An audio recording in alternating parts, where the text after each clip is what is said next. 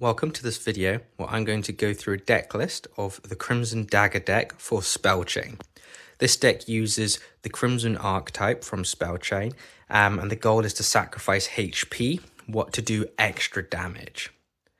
Now, one thing to keep in mind is currently the Spell Chain card templates, so that is around the actual card image.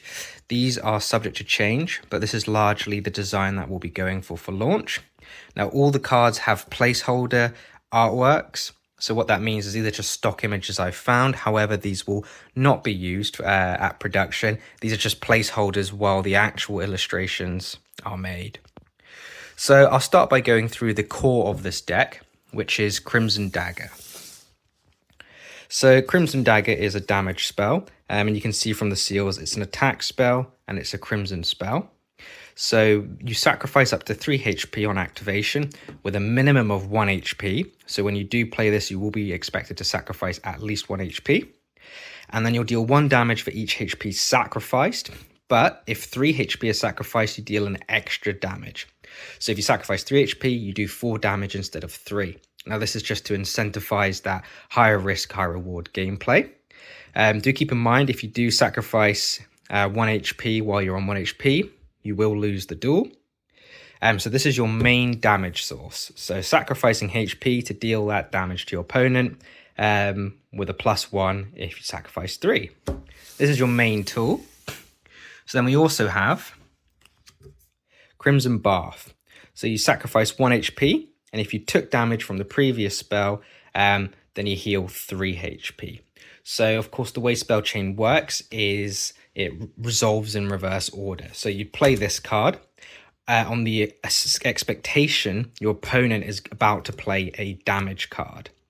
Now, of course, this is quite a good spell because if they play a low damage card, then you actually will net heal. So this is really good to punish your opponent for having a lot of low damage cards, or if you have cards that can reduce the amount of damage your opponent deals. Again, this is a great tool. Now, this also is really good for forcing your opponent not to play a damage card where you don't want them to play a damage card. Or alternatively, this can help you soak up a high damage card. For example, if they play a 4 damage card here like Dark Flame, and then you have this afterwards, then you basically only take 1 damage instead of 4. Well, net anyway. So this is quite a cool card.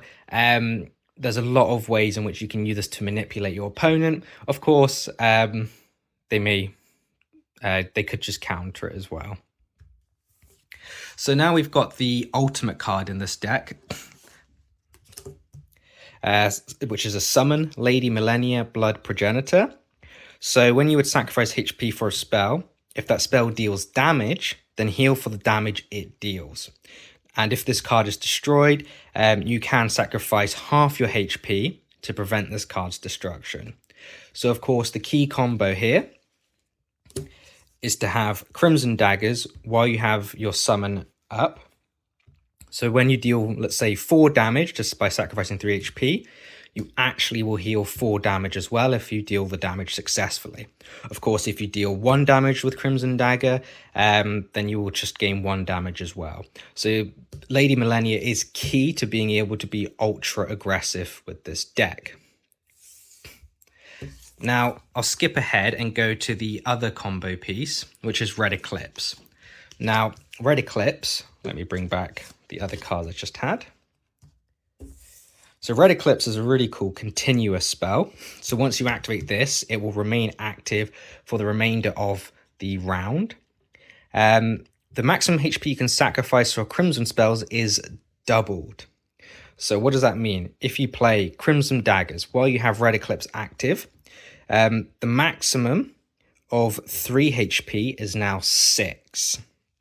So you could sacrifice 6 HP to deal 7 damage, because you still have the +1 here for everything above 3. And then heal 7 damage as well. So Red Eclipse allows Crimson Daggers to basically deal over double damage. Of course, you're sacrificing double the HP as well, so that's still the risk. But again, with Lady Millennia, you can turn this either into net healing or just a safer aggression. It's really up to you. But Red Eclipse really expands on what you can do. There's also another card similar to Crimson Daggers, which is not in this deck, Crimson Web, and that also is keyly affected by Red Eclipse as well. Right, so now let's look at Crimson Counter. Now this is a counter spell unique to the Crimson archetype. So it's very simply sacrifice 1 HP. If the next spell is an attack spell, deal the damage to your opponent after you take it. So essentially, if your opponent plays, let's say, Fireball or Greater Fireball, which does 2 damage, and then you play Crimson Counter, this will allow you to deal 2 damage to your opponent after you've taken it. So this is really good for if your opponent's using high damage spells, because of course you force them to take it. If they're using low damage spells that are dealing, for example, 1 damage, well, that's not that great in the sense of you would be taking 1 damage, sacrificing 1 HP, and your opponent would be taking 1 damage as well. So you've net taken 2 to deal 1 to your opponent. But if your opponent uses Dark Flame to deal 4 damage to you, then you're sacrificing another HP to take to deal 4 damage to them as well. So this is a really good card to counter high damage spells. Next, we've got Transfusion. Destroy one of your summons to gain 2 HP. So this is a really good card for towards the end of a round. So at the end of a round, summons get shuffled back into the deck. So Lady Millennia would be shuffled back into the deck along with all cards, and you'd start a new round. Now, if you're on the last round, Lady Millennia is probably not going to be as useful as from the start of the round. So this is just a great way to get HP back in this deck. And then we also have Crimson Hex. So this is essentially a counter spell, but you have to sacrifice 2 HP to negate the next one. This is a really good card if you're going over the counter spell limit and you still want counter spells in your deck. This is just another way to have more counter spells. So then the last Crimson specific card in this deck is Progenitor's Chalice. If you have sacrificed HP this duel, heal 4 HP. So this is a heal really specific to Crimson cards. You can put this in any deck, but it has got the condition that you have to have sacrificed HP this duel. And this is a sort of just another card to allow you to play more aggressive with the Crimson cards, allowing to heal a lot more in one go. But of course, you can only have one of these in your deck. So then we've got your standard counter spell in here as well. So if the next card in the chain is a spell, negate it. We've also got another healing spell. So this is Greater Heal, heal 2 damage. And then we've got Redirect. Now, this is quite a good technical card for this deck. There's a lot you can do. So if the previously activated card would deal damage to you, you may destroy one of your summons to reduce that damage to 0. So let's say your opponent has Dark Flame here, deal 4 damage. You could choose to destroy Lady Millennia instead.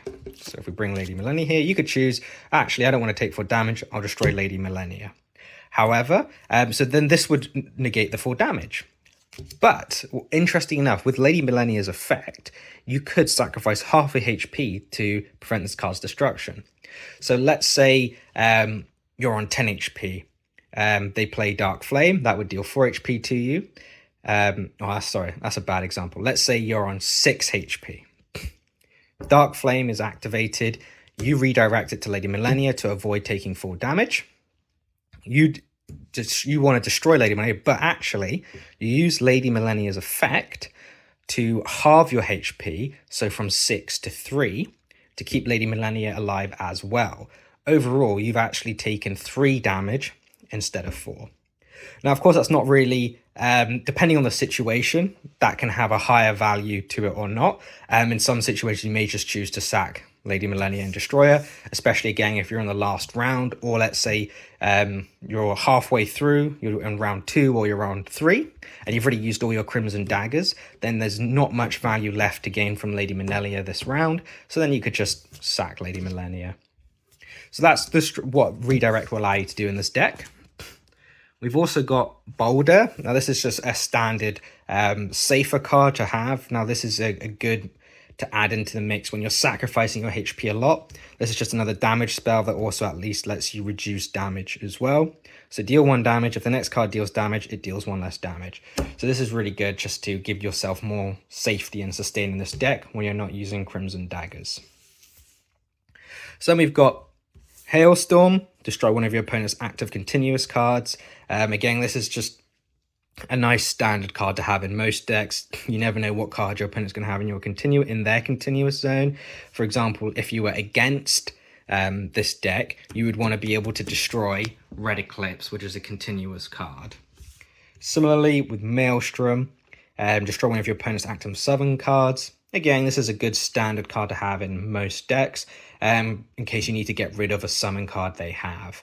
Again, with Lady Millennia, if you use this against her, you could half your HP to prevent her destruction. But again, this will depend on the situation, the cards that have been played so far on the round, including your own.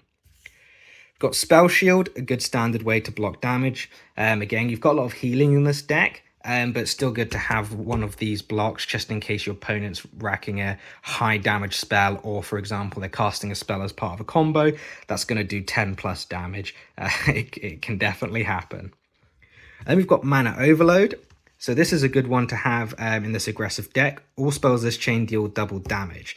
So let's play this through. You've got Mana Overload active. You've got Lady Millennia active in your summon zone. You've got Red Eclipse active as well. And then you've got Crimson Dagger. So Crimson Dagger activates. You have Red Eclipse in your continuous zone. So you sacrifice 6 HP to deal 7 damage. And then with Mana Overload, that's actually doing 14 damage now. Now, not only does that do 14 damage, is if that lands, the damage you deal, you will heal for as well with Lady Millennia. But even without Lady Millennia, that's still 14 damage for sacrificing 6. So this is a very good card for such an aggressive deck. Again, you are sacrificing a lot of HP, so that's why we're packing a lot of heal spells, especially Progenitor's Chalice. You definitely want to be bringing that. And then we have the last card in this deck, Summon Yggdrasil, or however you pronounce that. All your heal cards heal for 1 more. So that means Greater Heal heals for 1 more, Progenitor's Chalice heals for 1 more, and Transfusion heals for 1 more. Now, the key thing to note with this is Lady Millennia does not heal for 1 more on any of her effect, because she is not a heal card. For example, a heal card has got to have the healing seal right here. Perfect. So that's the Crimson Dagger, Crimson Archetype deck I've made. Let me know what your thoughts are. It's pretty strong. But I think with a lot of decks, it's all about finding creative ways to combo and do the most amount of damage, or take the least amount while doing a little bit of damage. There's a lot of strategies because there's a lot of combos you can do in Spell Chain, and this is simply one of them. Thank you for watching. So I'm going to show you what an optimal combo might look like in this Crimson deck. So first, let's look at what we've got already active. So we've previously, in a previous chain, summoned Lady Millennia. Lady Millennia is active. We've also previously activated Red Eclipse, which is a continuous spell, and that's existing in our continuous area. So Red Eclipse doubles the maximum amount of HP we can sacrifice for Crimson spells. Lady Millennia lets us heal for the damage dealt from Crimson spells. So in our chain, we've opted to play Mana Overload last, so it activates first. What this means is this doubles the damage of all spells in the chain, including our opponents. But we're not going to worry about that because we're going to heal a lot. So our opponent uses our opponent's Greater Fireball activates on us. That does 4 damage. Okay. And then we're going to activate Crimson Dagger. So this is going to let us sacrifice 6 HP instead of a maximum of 3 to deal 7 damage, because we're getting the +1 here from sacrificing over 3 or more. So 7 damage times 2, so that's 14. So we're going to deal 14 damage to our opponent, and Lady Millennia is going to heal us for 14. So we've sacrificed 6 HP, dealt 14 damage, and healed 14 HP. So we're net healing as well as dealing a ton of damage. Our opponent's going to use Fireball, 2 damage. We're not worried about that. And then we're going to do the same thing again here. Sacrifice 6 HP, deal 14 damage, heal 14 again. Again, we're going to take 2 damage, big whoop. And then we're going to sacrifice 6 HP to deal 14 damage. And again, we're going to heal 14 thanks to Lady Millennia.